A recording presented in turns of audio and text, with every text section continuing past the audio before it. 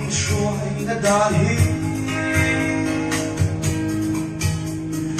Veldan na ombek tansong at nanimase. Tananun namin betulal ngay chu. Hanggang nun kung ginshuay tuwa may putuang. Visual gani asin kalal isu. Lady datan o itisong bibolo kaniya. Masegalal dhar chuan kafa ikyang lim tati. Trong đó có vẻ niềm tu nào Hallelujah Amen.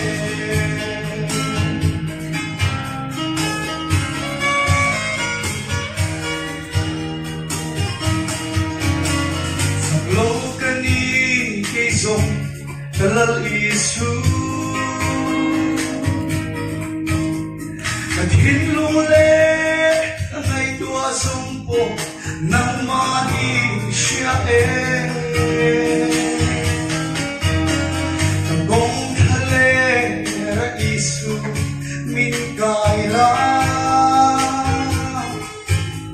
Kung ay nafang sa winlalune Yamel min mo tiro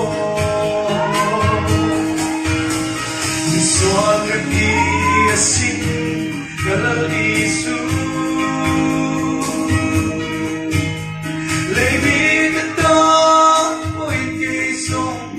bibolo kaniya. Masegalal dhar chuan kafa ikyang lim tati.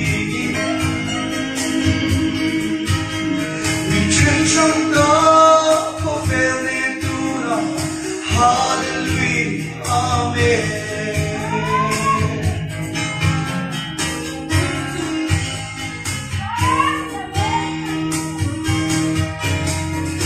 Chia ta lê rin lel ta chung quy zi ka shin kin lai ke song lang ne na cha dong chi e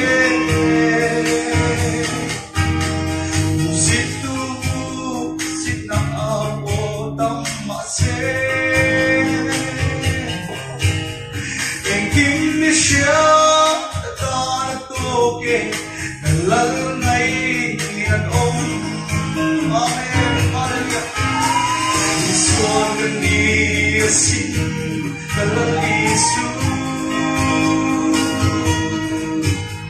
Lady datan o itisong bibolo kaniya. Masegalal dhar chuan kafa ikyang lim tati. Minchen chang ka ko vele tuna Hallelujah Amen.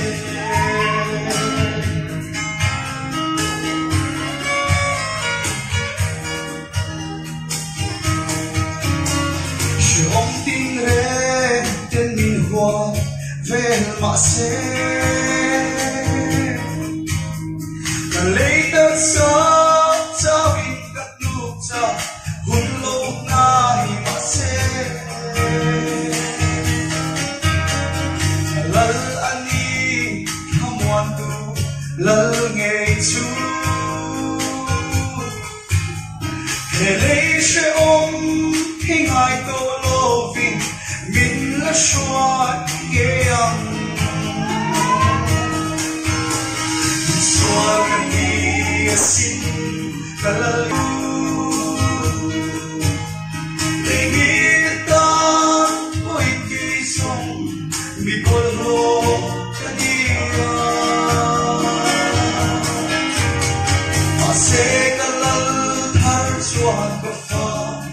thiêng liêng ta đi